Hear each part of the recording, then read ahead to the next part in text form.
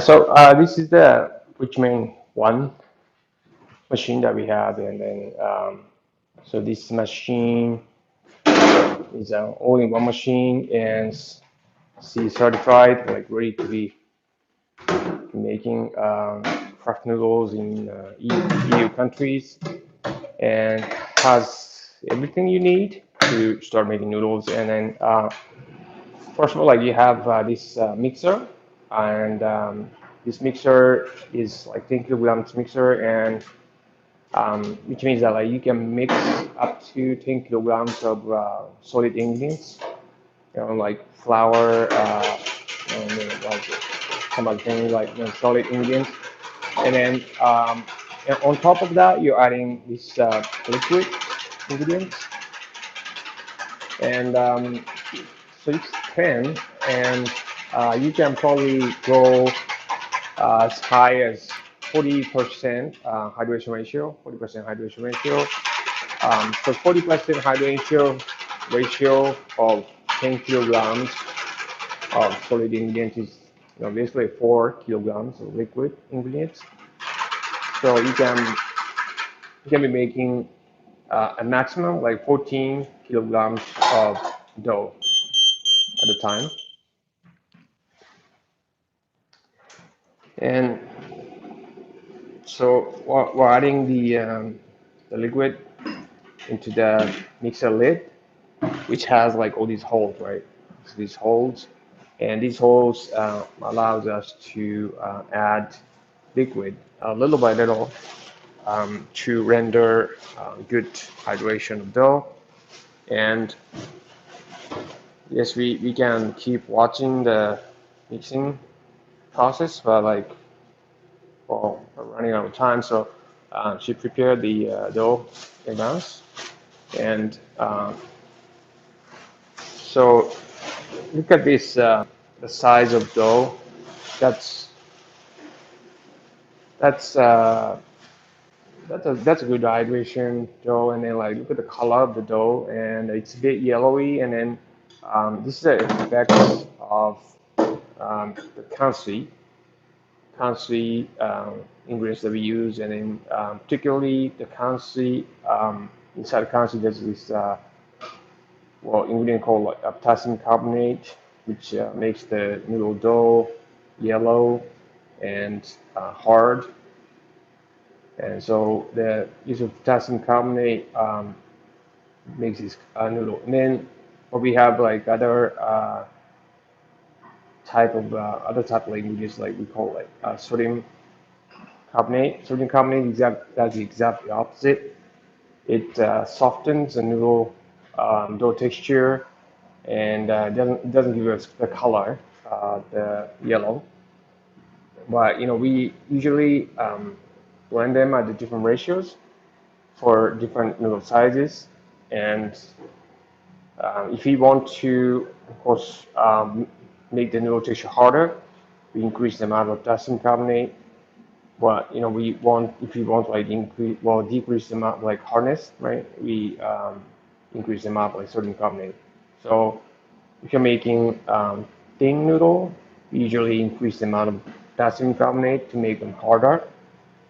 And we're making like thick noodles, we're increasing the amount of sodium carbonate to make them soft. And like the larger the noodle size, the softer the noodle texture should be. Otherwise, if they are thick and hard, and then it would be just, you know, hard to eat, right? It's not really a good texture. So the basic rule is that like the larger the noodle size, the softer the noodle texture should be. So um, the thicker noodles were increasing the amount of sodium carbonate, and thinner noodles we increasing the amount of potassium carbonate.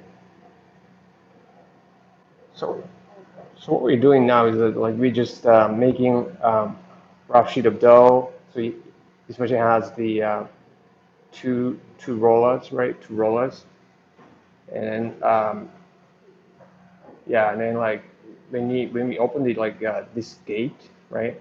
the machine stops because of safety feature that it has. Nobody wants to, with the hand like holding the rollers. So this machine has like two rollers and then roller gap between them, like you can control with the handle, and you can control up to, well, as small as like 0.1 millimeter. So it's very precise. And so making a rough sheet of dough, and well, it's still rough, and but it's forming into noodles.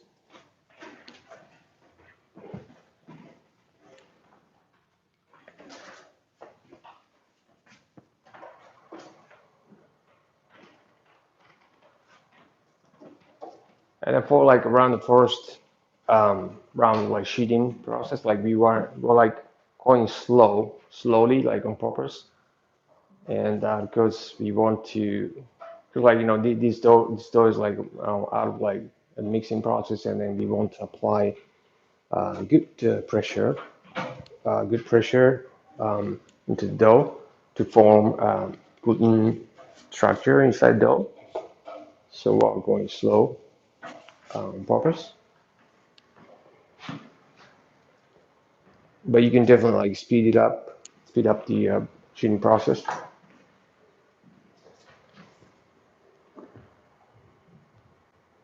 And the roller gap that like we initially set to the first round of rolling, like sheeting, was like 1.5 millimeter, and 1.5 millimeter.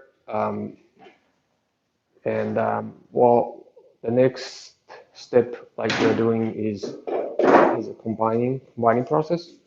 So because this dough is like still like weak, like fragile, like it's easy to like break, and so but we want to make them stronger, and to do that, like we separate it into two sheets of dough, right, and then combine them like through this set of rollers. So this is how we make it firm, and so that was like 1.5 millimeter, right, previously. So each sheet was supposed to be like 1.5 millimeter in thickness, and but we are putting like two sheets of them together, right, and so that means like 1.5 plus 1.5 millimeter thickness of dough like is be like 3.0 millimeter thickness equivalents, right? And so we are sheeting them, like we're gradually like having good pressure on the dough, and so every time like we sheet the dough, right, we will reduce the pressure by 30%. 30%. So 30%, like 3 millimeter is that's 0.9, and so subtract 0.9 millimeter from like 3 millimeter, right? So then that's like about 2.1 millimeter, and so we set the roller gap to 2.0 millimeter, just for the just for like to make it simple, right? And so just making it even, right, and just yeah, sheeting them like just two into like two separate sheets, like dough into one, and this process strengthens the gluten structure inside dough.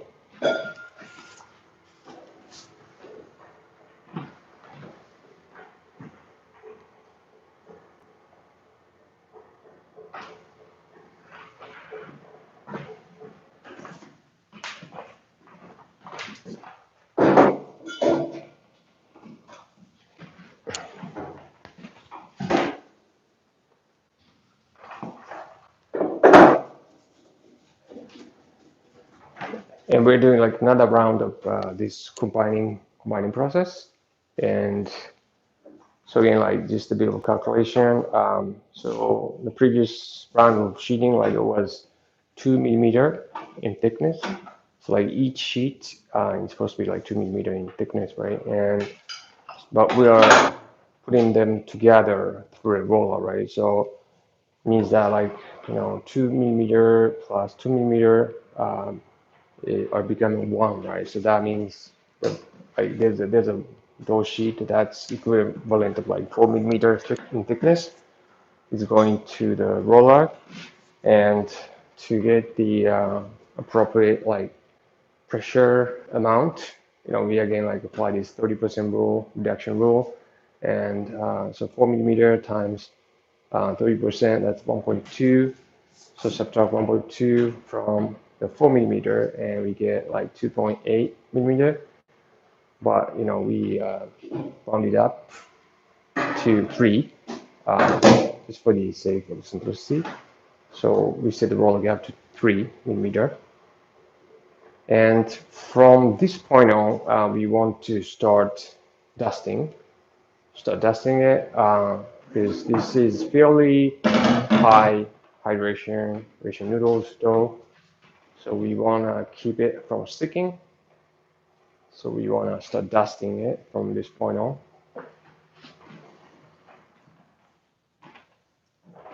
So after that, after this process, the dough is complete, type of noodle texture. So all we have to do is just thin it, right? Thin it to the final thickness.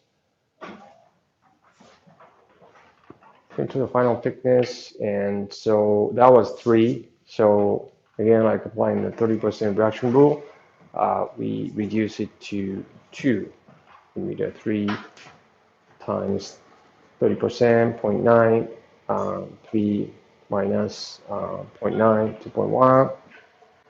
So roughly about like 2.0 millimeter.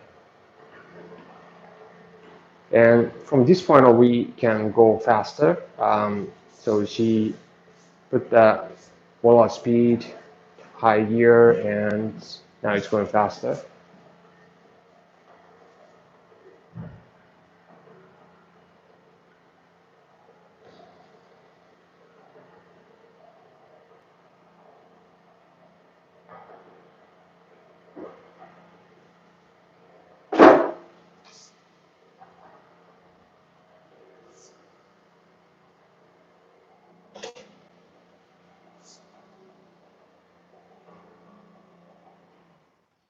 Right, so, and that was 2, and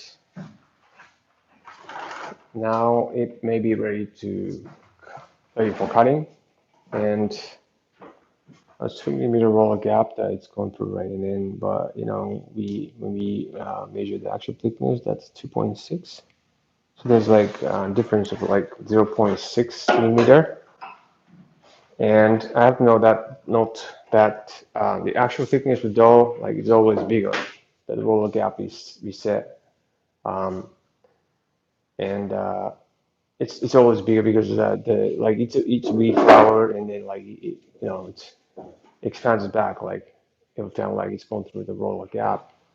So yeah, and so that's why we have to like we have to measure the actual thickness before we start cutting it into noodles, for us to like know what roller gap we have to set to get that final thickness that we want. Taking in the difference, right? Different, like how much it expands. And the first set of noodles, like she's cutting, like it's number 12, like that's 2.5 millimeter in width, right? And that's a kind of cutter we use, and this cutter, has like all these grooves, right? And each groove is fixed in the width that it cuts, right? And so this cutter is usually used for So as you might like remember from the last slide, like I showed you guys, this cutter is usually used for like a tsukemen noodle, like dipping noodle, we talked about, and so a total like 12.5 millimeter, but like the so we're cutting it.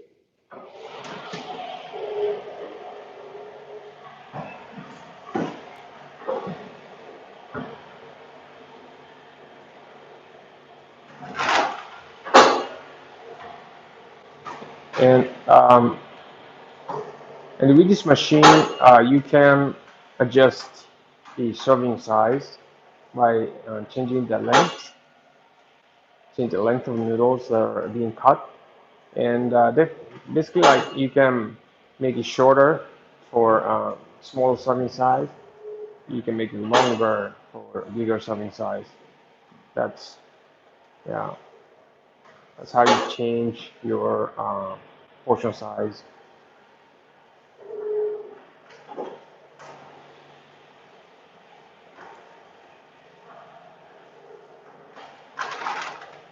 And again, like tsukemen, dipping noodles, usually like the portion size is pretty big compared to regular like hot soup noodles.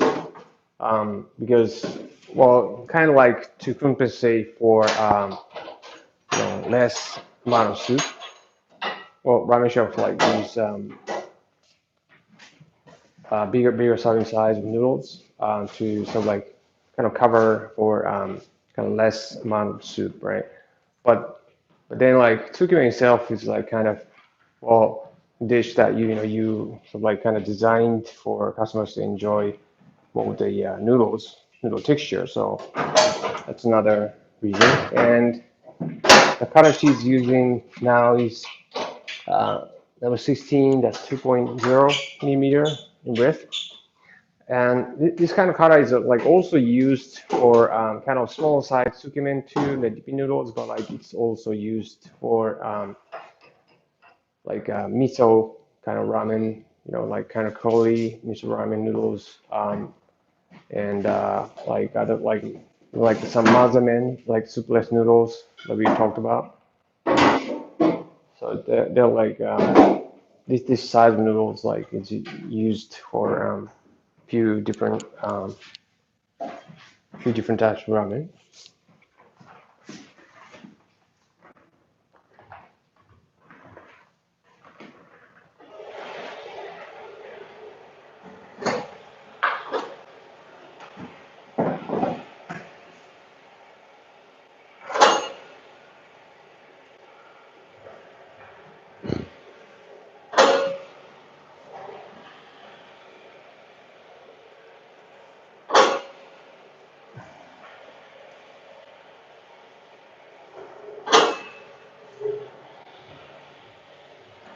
So it's kind of obvious that like how different they are. Like these noodles, like even though they have like the same dough, um, or by changing the size of the noodles, like they look totally different, and then they actually taste completely different like, in terms of noodle texture. So it's so if you're operating a ramen shop and then you have like a few types of ramen dishes that you want to serve, but you want to sort of like limit the dough, the type of dough that you use, right? And it's like you just want, you may just be able to like change the noodle sizes to like have, and then kind of like cater these couple of these noodles to with the different types of ramen dishes that you may be serving at your ramen business, ramen restaurant.